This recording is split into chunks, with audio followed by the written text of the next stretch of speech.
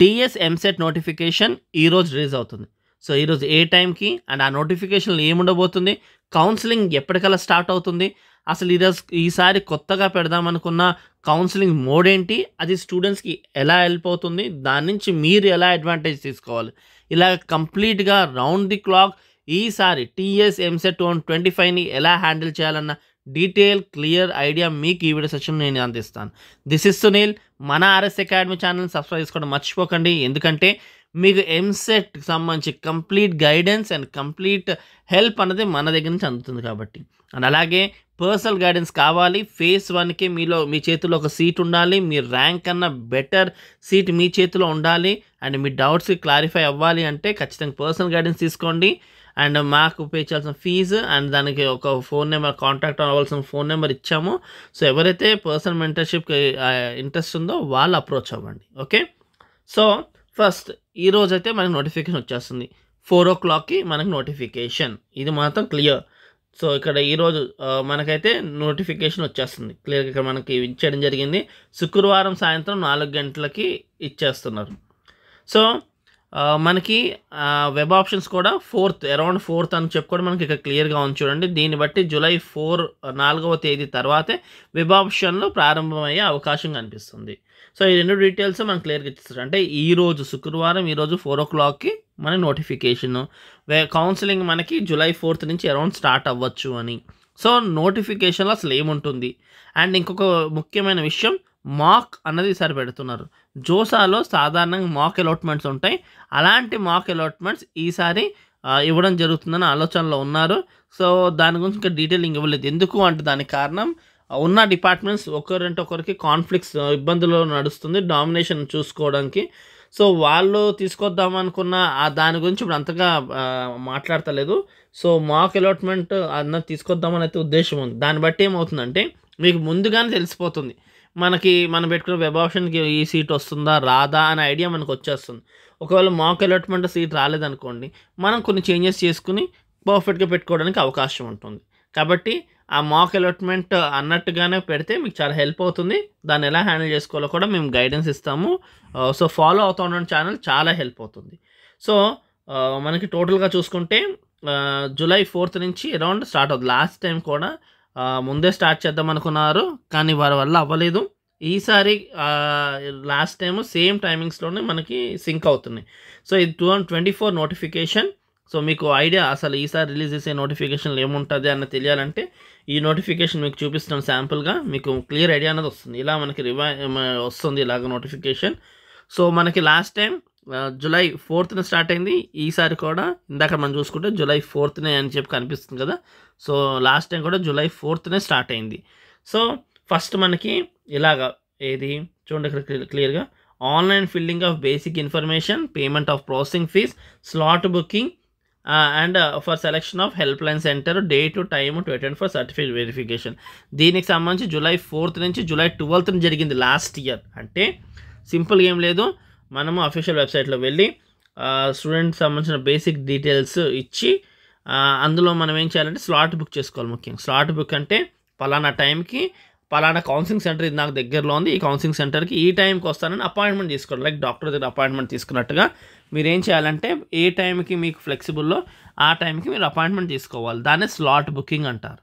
రెండో స్టెప్ ఏంటంటే, ఏదైతే స్లాట్ బుక్ చేసుకున్నారో ఆ టైంకి వెళ్ళి మీ సర్టిఫికేట్స్, మీ ఒరిజినల్ సర్టిఫికేట్స్ ఒక సెట్ 2 జిరాక్స్ సెట్లు తీసుకుని వెళ్ళాలి. ఒరిజినల్స్ చెక్ చేసి ఒరిజినల్స్ మీ చేతికి ఇచ్చేస్తారు, జిరాక్స్ 2 సెట్లు మొత్తం వాళ్ళు తీసుకుంటారు.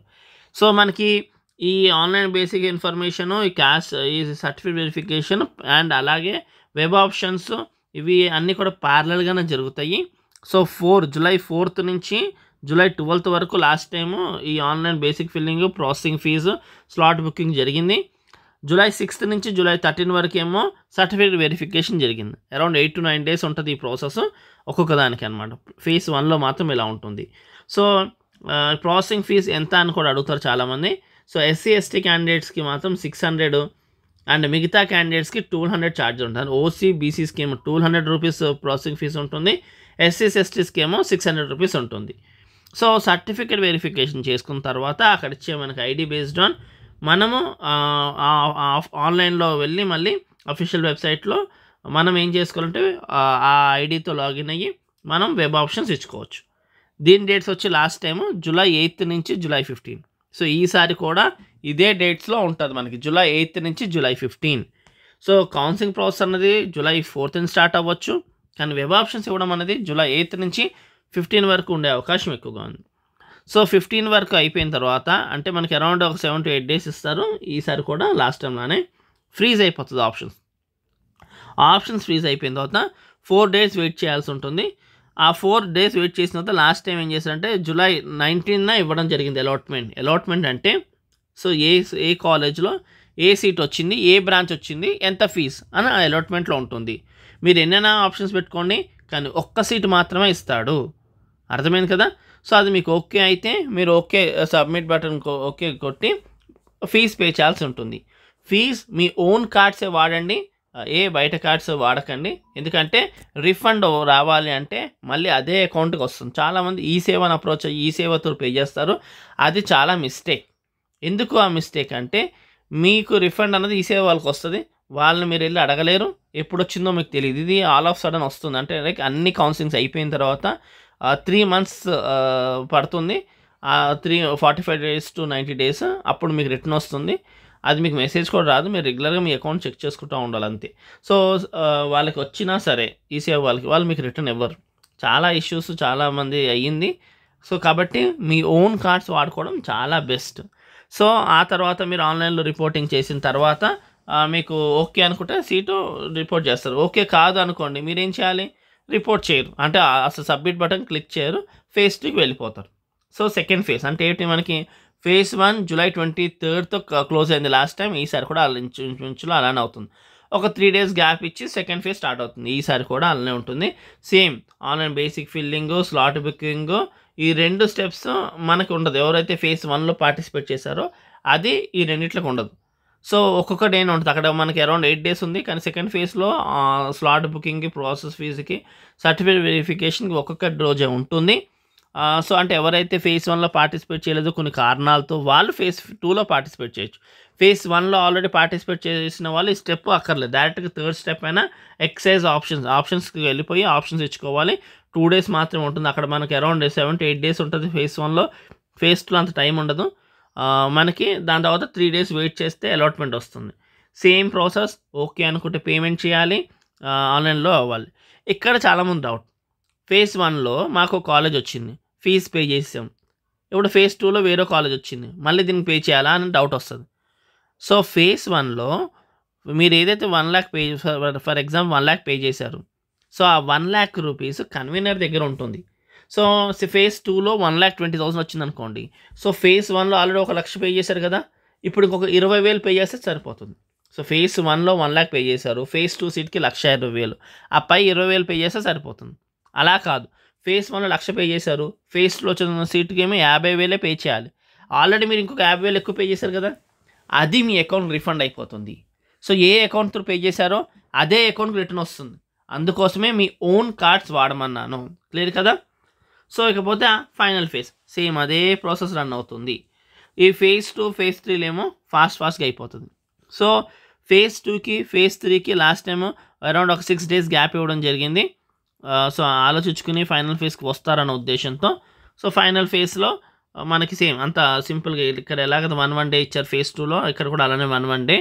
phase 1 phase 2లో ప్రాసెసింగ్ ఫీజు పే చేసి సర్టిఫికేట్ వెరిఫికేషన్ చేయించుకున్న వాళ్ళు phase 3లో సేమ్ డైరెక్ట్గానే వెబ్ ఆప్షన్స్ ఇచ్చేసుకోవచ్చు. అలా కాకుండా phase 1లో కానీ phase 2లో కానీ పార్టిసిపేట్ చేయని వాళ్ళు phase 3లో మీరు ప్రాసెసింగ్ ఫీజు పే చేసి సర్టిఫికేట్ వెరిఫికేషన్ చేయించుకుని వెబ్ ఆప్షన్స్ ఇవ్వాల్సి ఉంటుంది. సో ఆ తర్వాత మనకి ఏంటంటే phase 2 తర్వాతనే మన కాలేజ్ రిపోర్టింగ్ చేయాల్సి ఉంటుంది. సో ఇక్కడ క్లియర్గా సో డీటెయిల్గా సో లాస్ట్లో కాలేజ్కి రిపోర్టింగ్ చేసినప్పుడు ఏంటంటే మనకి మీరు ఏదైతే సర్టిఫికేట్ వెరిఫికేషన్కి వెళ్ళి చూపించారో అవి లాస్ట్లో మనం కాలేజ్కి వెళ్ళి రిపోర్ట్ చేసినప్పుడు అవన్నీ సబ్మిట్ చేయాల్సి ఉంటుంది. ఓకే, సో ఇక్కడ చూడండి ఈ కండిషన్స్. ఫిజికల్ రిపోర్ట్ అనేది ఫైనల్ ఫేజ్ తర్వాత అనేది లాస్ట్ టైం ఇచ్చారు. సో ఇయర్కి ఒక కండిషన్ ఉంటుంది. సో ఆ టైప్ ఆఫ్ కండిషన్స్ ఏంటి అన్నది కూడా ఇప్పుడు ఈవినింగ్ 4 o'clock వచ్చిన తర్వాత డీటెయిల్గా ఈసారి నోటిఫికేషన్లో ఏం కొత్త చేంజెస్ వచ్చినాయి అండ్ ఎలాంటి మీరు కేర్ తీసుకోవాలి, ఏది మీకు హెల్ప్ అవుతుంది అండ్ చేయకూడని మిస్టేక్స్ అన్నీ కూడా డీటెయిల్గా ఈ ఇయర్కి సంబంధించి కొన్ని మార్పులు వచ్చాయి కాబట్టి అవి మాట్లాడతాం. ఖచ్చితంగా ఛానల్ సబ్స్క్రైబ్ చేసుకోండి. పర్సనల్ గైడెన్స్ కావాలన్న వాళ్ళు ఖచ్చితంగా కింద ఇచ్చిన ఫీ అమౌంట్ పే చేసుకుని మమ్మల్ని అప్రోచ్ అయితే ఆ స్క్రీన్ షాట్ పెట్టి మీ ర్యాంక్ కార్డ్ పెడితే దానికి అనుగుణంగా మీ పీడిఎఫ్ కానీ మీ డౌట్స్ కానీ కాల్స్ మాట్లాడడం కానీ జరుగుతుంది. సో క్లియర్గా ఈ వీడియో బట్టి మీకు క్లారిటీ వచ్చింది అనుకుంటున్నాము. Thank you for watching. Notification రాగానే మళ్ళీ ఖచ్చితంగా వీడియో రూపంలో కలుద్దాం. Thank you for watching.